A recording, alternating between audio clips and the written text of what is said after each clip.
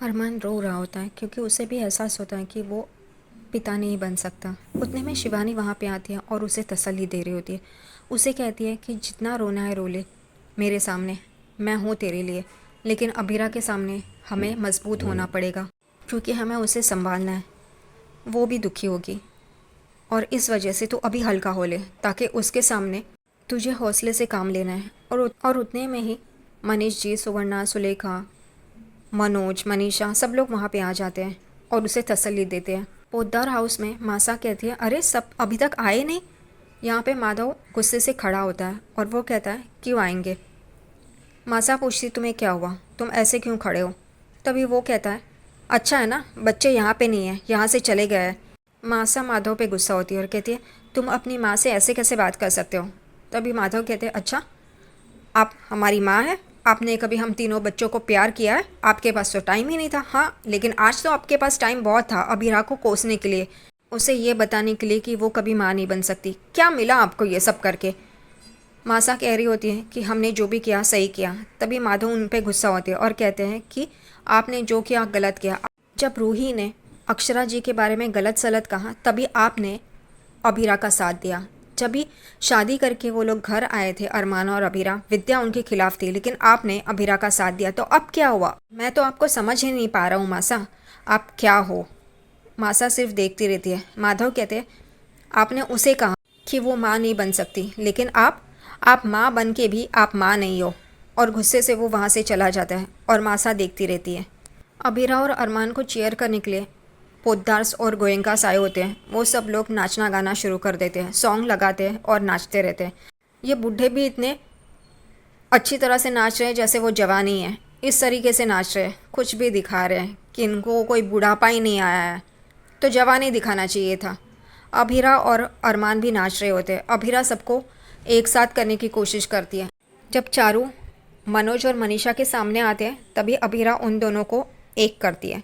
जब भी रोहित और शिवानी एक दूसरे के सामने आते हैं तभी उन दोनों को एक करती है। वो सबके साथ नाच गाना कर रही होती है। उतने में स्विच ऑन और स्विच ऑफ करो ऐसे अभिरा का मूड हो जाता है। वो गाना बंद कर देती है और अरमान पे चिल्लाना शुरू कर देती है कि तुम जिस तरीके से बर्ताव कर रहे हो मैं नहीं कर सकती। तुम दुखी हो लेकिन दिखा रहे हो कि तुम दुखी नहीं हो। मैं ऐसे नहीं कर सकती, मैं दुखी हूँ, हमें बच्चा नहीं हो सकता इस वजह से। और सब लोग हैरान होकर अभिरा की बातें सुन रहे होते। अभिरा एक झटके में ऐसे एक झटके में वैसे बन जाती है, पता नहीं कैसे। अरमान को वो बोल रही होती है कि हमें बच्चा नहीं होने वाला है, इस बात से तुम भी दुखी हो लेकिन ऐसे दिखा रहे हो कि तुम्हें कोई फ़र्क नहीं पड़ रहा, ऐसे कैसे हो सकता है। वो अरमान को बहुत भला बुरा कहती है कि हमें बच्चा नहीं होने वाला है, मैं कभी माँ नहीं बन सकती, मैं तुम्हें कभी खुशी नहीं दे सकती, लेकिन फिर भी ऐसा दिखा नहीं सकती कि मैं खुश हूँ, ये हूँ वो हो। अरमान उसे समझाने की कोशिश करता है कि आगे जाके हम बड़ा घर लेंगे, हम भी खुश रहेंगे। तभी अभिरा कहती है, हम आगे जाके बड़ा घर तो ले लेंगे लेकिन उसमें बच्चे की किलकारी नहीं होंगी। और वो दोनों वापस उदास हो जाते हैं। अरमान उसे संभालता है, उसे समझाता है। आगे अब 5 महीने के बाद दिखाया गया है कि अरमान और अभिरा बहुत ही अच्छे पोजीशन में है। उनका घर बहुत अच्छा दिखाया, उसमें बहुत सारी चीज़ें भी हैं जैसे ओवन, बैठने के लिए कोच, सब कुछ, पलंग, बहुत सारी चीज़ें दिखाई है। 5 महीने में ये बहुत कुछ हासिल कर लेते हैं।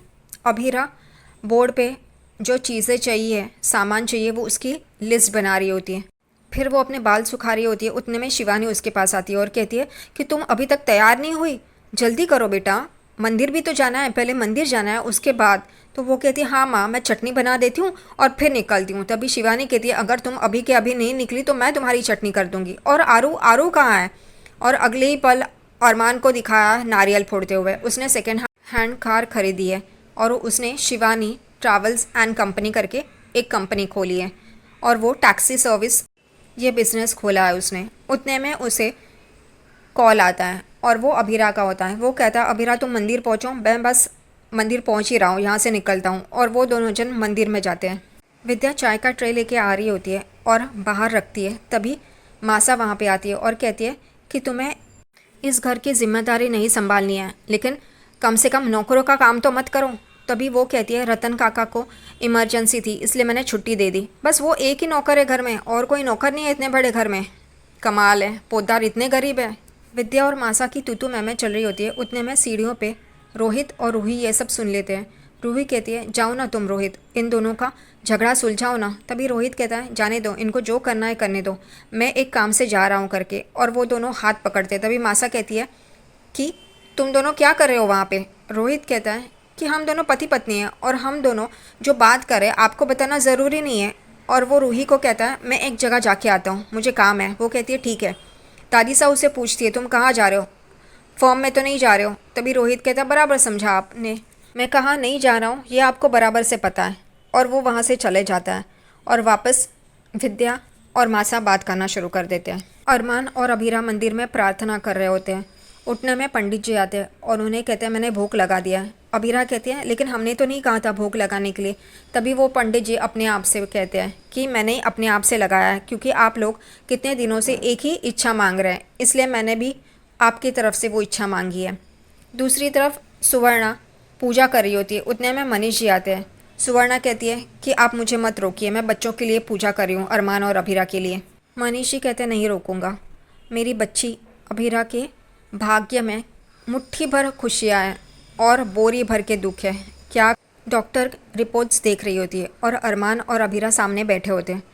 अभीरा उन्हें पूछती है कि इस बार कंफर्म है ना, रिज़ल्ट पॉजिटिव है ना। तभी डॉक्टर कहती है नहीं, इस बार भी आईवीएफ फेल हो गया है। और एकदम से स्विच ऑफ और स्विच ऑन करने जैसा अभीरा बर्ताव करती है। वो एकदम से नीचे गिर जाती है और अरमान उसे उठाता है और वो फिर आराम से बात भी करने लगती है कि ऐसा नहीं हो सकता ना डॉक्टर, आप बोलिए ना, नहीं हो सकता ना, मैं माँ बन सकती हूँ ना, कोई तो तरीका होगा ना जिसकी वजह से मैं माँ बन सकती हूँ। तभी वो कहती है ये तुम्हारा लास्ट चांस था आईवीएफ का, अब नहीं हो सकता कुछ भी। अरमान अभीरा को लेके वहाँ से जा रहा होता है। उतने में एक कपल आता है और वो अभीरा के सामने लड्डू रखती है और कहती है मैं माँ बनने वाली हूँ और ये लीजिए मिठाई खाइए और मुंह मीठा कीजिए। और अभीरा वो देख रही होती है। अब ये क्यों घुसा आया बीच में, ये समझ में नहीं आ रहा। अभीरा और अरमान को बेचारा दिखाने के लिए